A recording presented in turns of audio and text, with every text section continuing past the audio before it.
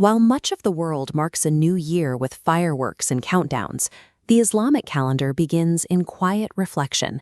It starts with Muharram. The name literally translates to forbidden or sacred.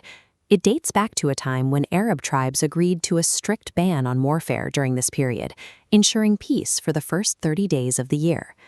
Tucked inside this first month is a single, highly significant date, the 10th day, known as Ashura. This highlighted text from the Pharaoh's journal details a well-known Islamic hadith. Tradition holds that fasting on Ashura wipes away an entire year's worth of minor sins. This opportunity for a fresh start links the modern believer to a historical lineage, connecting the fast to a series of divine interventions that tradition places on this exact calendar date. If we trace that timeline back thousands of years, Islamic tradition notes that the prophet Noah, stepped out of the ark onto dry land on the 10th of Muharram. Centuries later, the prophet Moses, stood at the edge of the sea. He had led the Israelites out of Egypt, but now they were trapped as a tyrannical Pharaoh and an armed military closed in behind them. The sea parted. The Israelites crossed safely to the opposite shore, and the rushing waters swallowed the Pharaoh's forces entirely. In deep gratitude for that survival, Moses initiated a fast on that 10th day. For generations after the Exodus, Jewish communities preserved this practice, fasting annually to remember their liberation from captivity. At its deepest historical root, Ashura is a celebration of joyous triumph, a day when divine intervention rescued the faithful from oppression. That brings us to the 7th century CE, when the Prophet Muhammad arrived here in the city of Medina. He found the local Jewish community fasting on the 10th of Muharram, and he asked them why. They explained they were commemorating Moses' victory. The prophet's response was immediate.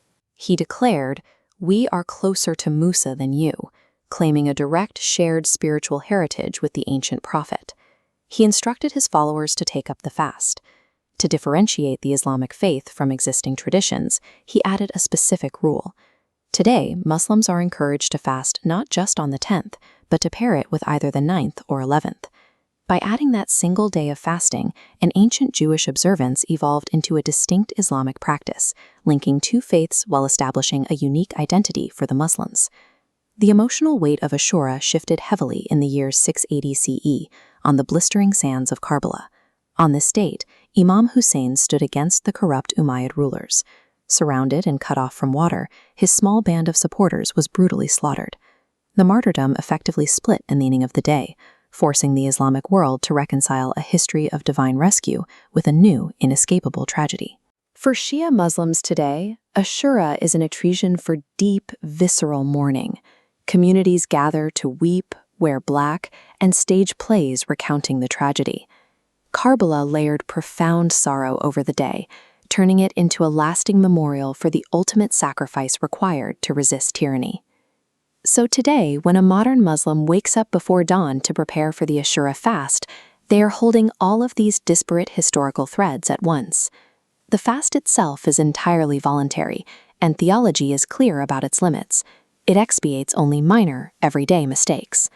Looking at this theological analysis in the Pharaoh's journal, it explicitly clarifies that major sins, like theft or violence, cannot be wiped away by skipping a meal.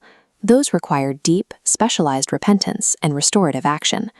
What the fast does offer is a spiritual anchor. Moses escaping the Pharaoh and Hussein facing down the Umayyad army look like opposite endings, one a miraculous victory, the other a tragic martyrdom.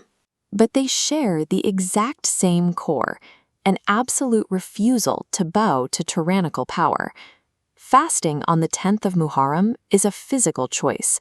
It aligns the believer's body and soul with the prophets and martyrs of the past, fortifying them for whatever the new year might bring.